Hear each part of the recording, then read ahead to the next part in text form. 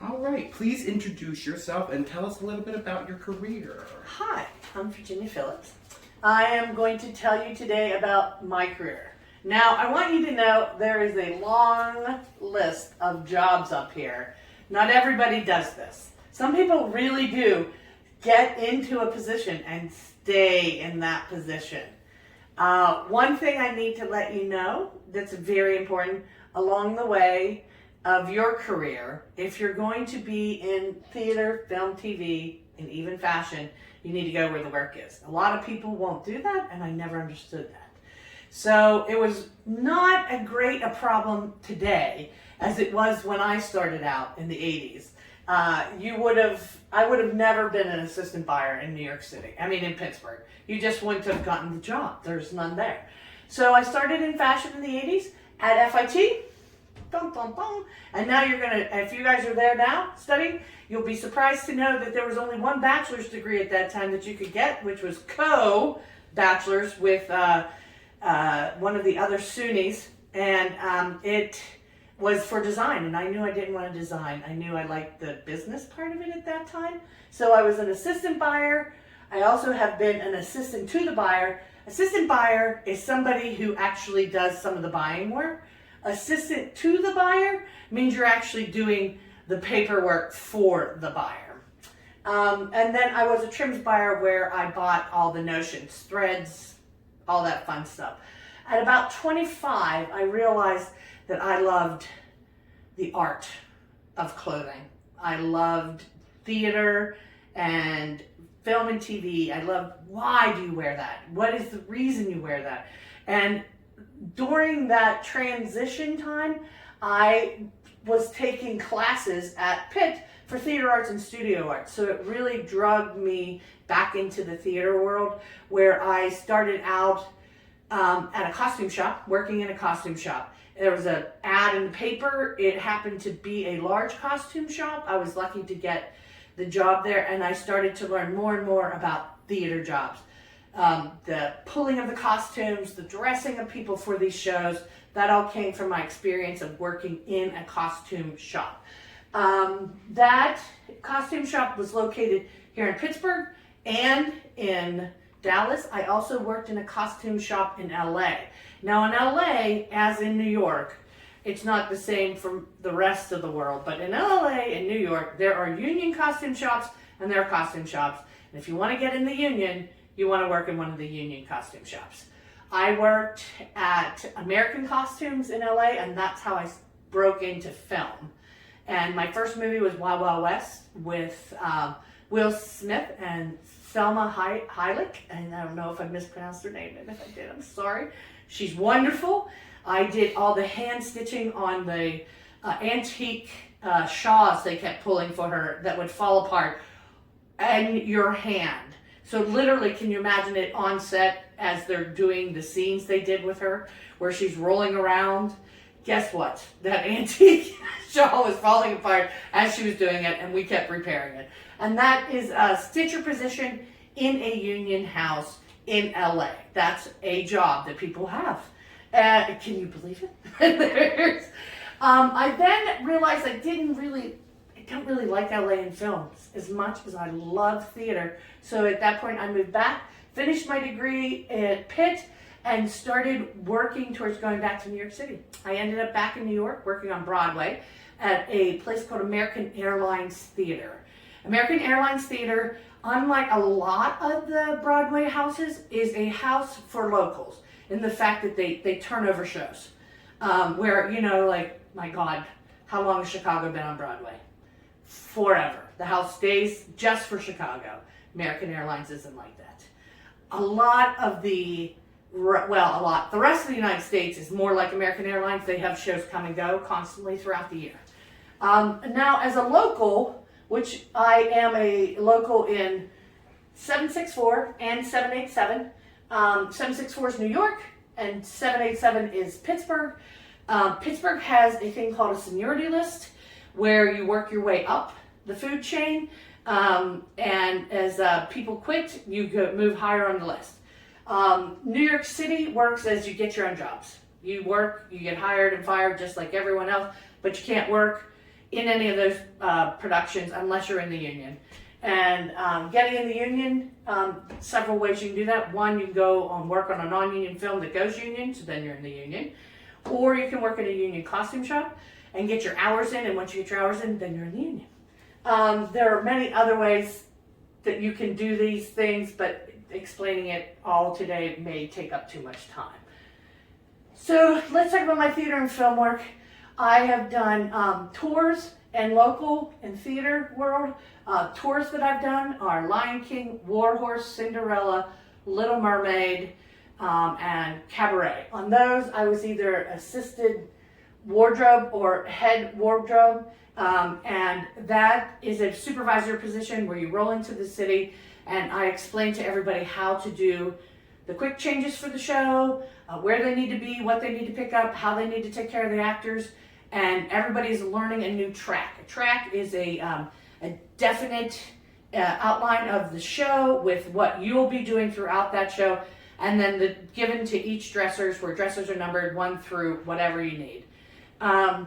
That is what you basically do as assistant wardrobe head as you're touring, is you're making sure that the show goes on no matter what. The head wardrobe person helps in this matter, but also then does things like order supplies, make sure fittings get done. New people come, you switch out costumes, you get new costumes, they have to be fitted, things have to be sent to shops. The wardrobe head is doing a lot of that while you're doing. The assistant is doing a lot of the keeping the dressers in line.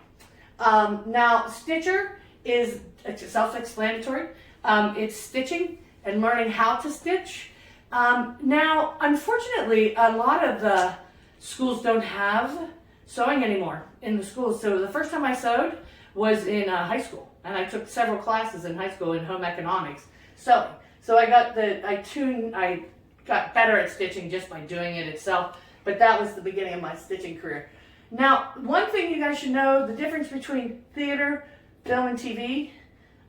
Theater, I have to tell you, you better know your stuff, because you have no time to make a mistake. If you're doing something in theater, you have 30 seconds to get it fixed and on stage. When you're doing it in film, they'll stop the camera. They'll just stop and we'll go again. Take 2, take 3, take 95, whatever it takes. But, so yeah, and the other big difference, dressers are in theater, costumers are in film. Film and TV. Costumers, a lot of the costuming positions, so a costumer in general is somebody that sizes things. They work in the shop that has been built.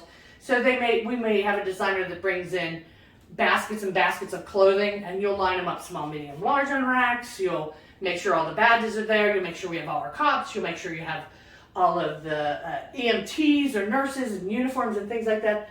That's what a costumer will do. Set costumer goes to set. You work on set. A lot of times the set costumer is a position that falls underneath the key set costumer. They are there to help the key set costumer, and the key set costumer is it is a lead position. So like key set costumer and supervisor are your 2 head positions in film world, where assistant wardrobe and head wardrobe are your 2 lead positions in costuming. So for key set, that means you're working with the lead actors. Oftentimes there's 1 key. There may be 2 keys if you're lucky, or 2 people that are working with all the principals, but what you usually have is 1 key set costumer and then 2 set costumers that help the key set costumer. The key set costumer, you spend 90% of your time making sure continuity. Now, continuity would be, so let's say we're shooting this, and we're shooting this right now, and Alex says, Hey, Virginia, that's a nice black coat you're wearing. and then I come on 10 minutes later, and I'm not wearing it. So, needless to say, it'll ruin the shot, because he had just said, hey, Virginia, what a nice black coat you're wearing, and then it's not in the shot. It would be the key set costumer's responsibility to remember that they were wearing a black coat. And that could be, we could shoot this scene now, and in 10 days come back to this scene.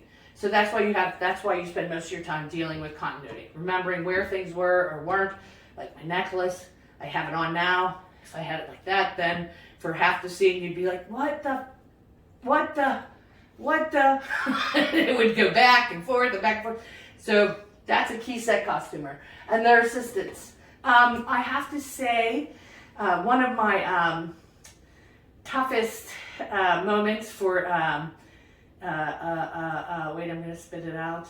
For a key set costumer in a continuity shot, I was on Jack Reacher, the film that was shot here in Pittsburgh, and I'm drawing a blank on the name of it. But there are only 2 Jack Reachers that have been out now with Tom Cruise, and we are doing a shot, and David Aiello goes into the camera scene, and the light changed the color of his shirt, and I thought he had on the wrong shirt, and I almost died. But then when we cut, and he stepped out of the light, I was like, oh my God, it's a lighting problem, not a costume problem. Thank you, Jesus. Thank you, Jesus. It is no longer in my hands. It is in lighting's hands, and I don't care.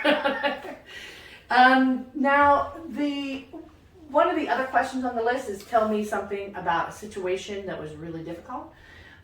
She's out of my league. I was BG, which means background supervisor, and this is the thing that also kills me about film and TV. They like to think that they are golden and the best thing ever. Oh my God. But you would be surprised how none of them know how to sew. None of them know how to sew. None of them don't understand terminology, an empire or waist or something like that. They won't know. They got into it because they wanted to be in film TV. And I have to tell you, don't ever go into any of this unless you have a passion for clothing, a passion for the art of clothing, because you need to have that to keep you going to the very end, because otherwise you just want to jump off a bridge, because there are days when you are a costumer and you're like, oh my God, why did I do this to myself?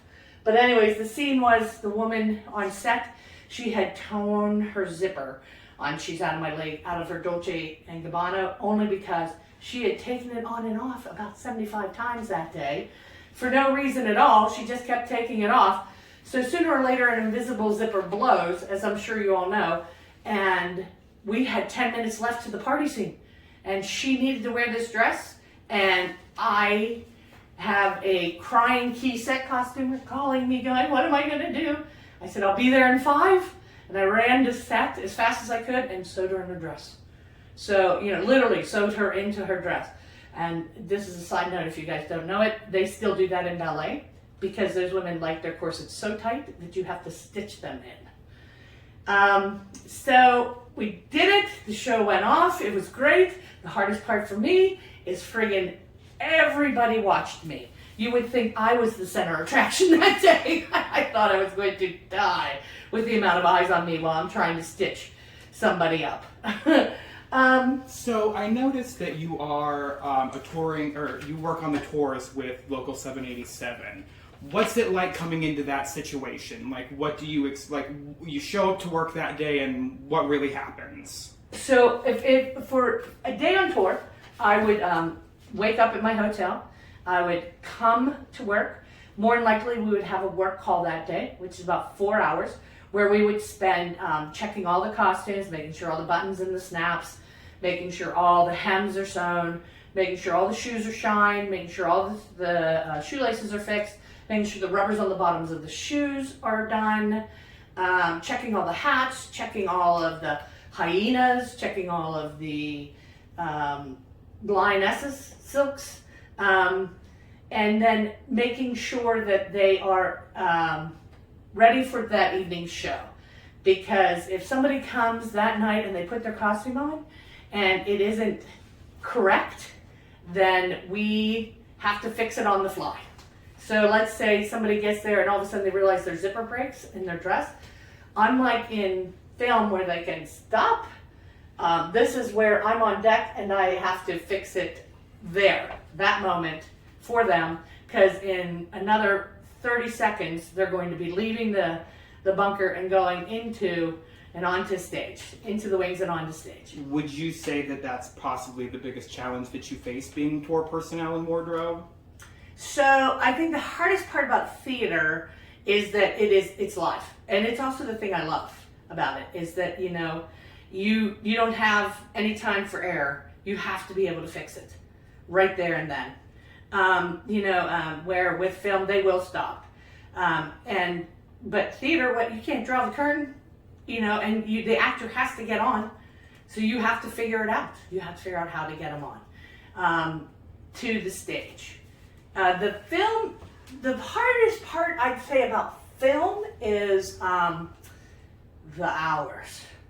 You work a gazillion hours, 90, 120. I mean, you work a gazillion hours when you tour too, but there are times that you go to work at 3:42 a.m. you report to work, and you leave work at 6:30 to be back to work at 4:45 a.m. So you barely get home, turn around, sleep, and back to work again. And this is 6 days a week, sometimes 7.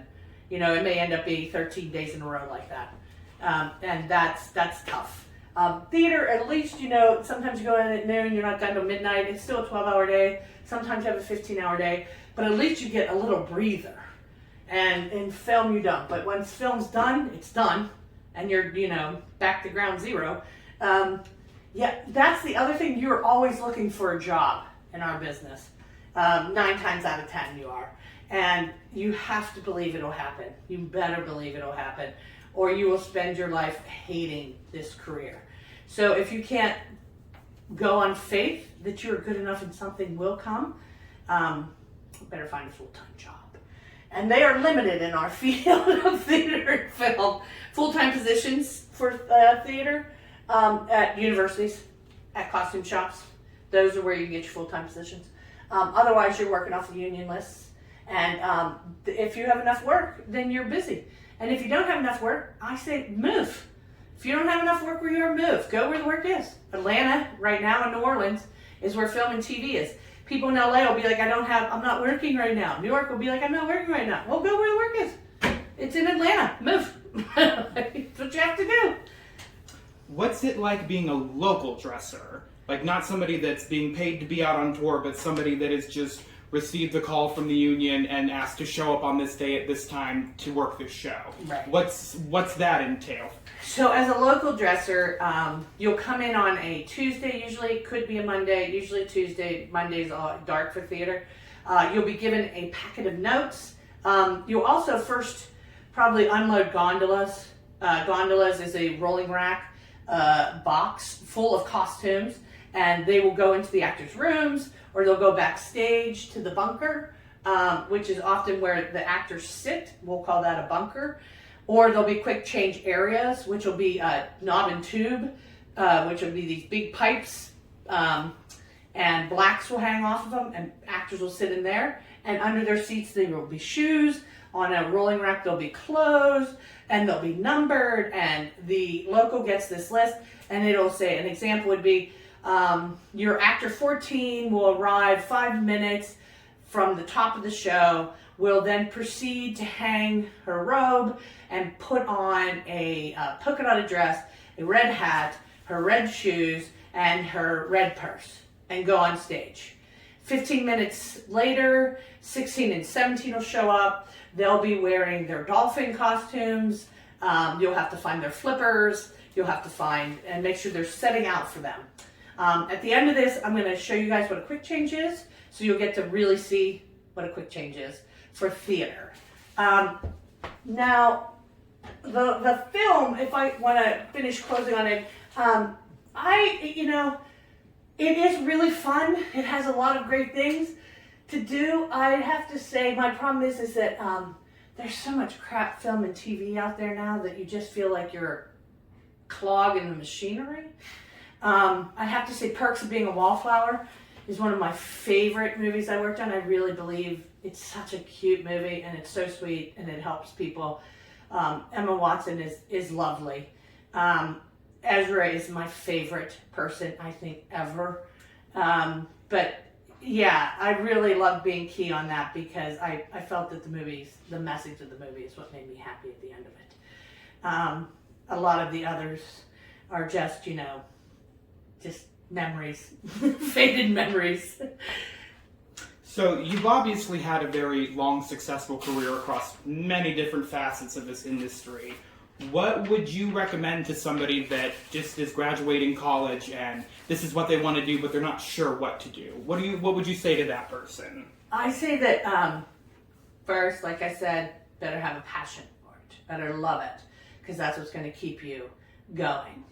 Two, if you get in theater, film, or TV, believe in yourself and believe what you do, and work hard at knowing that the jobs will come. Believe that. And if you don't get a position, don't take it personally. It could have been due to the fact that some cousin's aunt's uncle got it because they knew so-and-so's producer's friend. Don't take it personally. The next job will come. Third thing is that I have to say at the end of the day, most people don't do all these. They really do settle into something they love. I recommend that you write down on a piece of paper the things that you love so that you know where to put yourself in, where to slide yourself in. I like sewing. I've worked in many sewing shops. I have to tell you that the personality of a cutter, draper, pattern maker and a shop supervisor is night and day from a set costumer.